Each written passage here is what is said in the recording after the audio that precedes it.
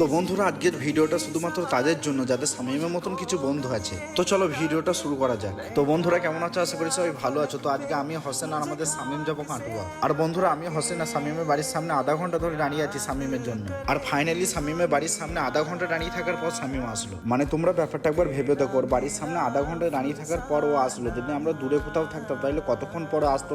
আর ওর বাড়ির সামনে দাঁড়িয়ে থেকে আমরা কতবার ফোন করছি, আর ও বলছে এই তো জামা পড়ছে, এই বেরোচ্ছে, এই গেট খুলছে। তাহলে একটা জিনিস ভেবে দেখো, যদি আমরা দূরে কোথাও থাকতো তাহলে কি বলতো? আর দূরে কোথাও থাকলে কি বলে সেটা আমিই বলে দিচ্ছি। ধরো কাটোয়া যাওয়ার জন্য শামীমকে কল করছি। হ্যালো, কাটোয়া যাবি?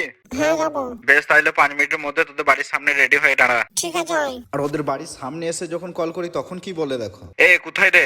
এই তো বাড়ির সামনে। আমি তো তোদের বাড়ির সামনেই দাঁড়িয়ে আছি। ও সরি, এত জামা পড়ছি। কিন্তু ওর একটা গুণ খুব ভালো, ও সবার সাথে এরকম করে না, ও শুধু আমাদের সাথেই এরকমটা করে। আর বন্ধুরা, আমার তো মনে হয় সবারই ফ্রেন্ড সার্কেলে এরকম একজন তো থাকে। আর তোমাদের ফ্রেন্ড সার্কেলে যদি এরকম কেউ থেকে থাকে তো অবশ্যই কমেন্ট বক্সে তার নামটা বলে যাবে। আর বন্ধুরা, তোমরা একটু ভালো করে দেখো, ইনি সেই মহান ব্যক্তি যার এতক্ষণ তারিফ করলাম।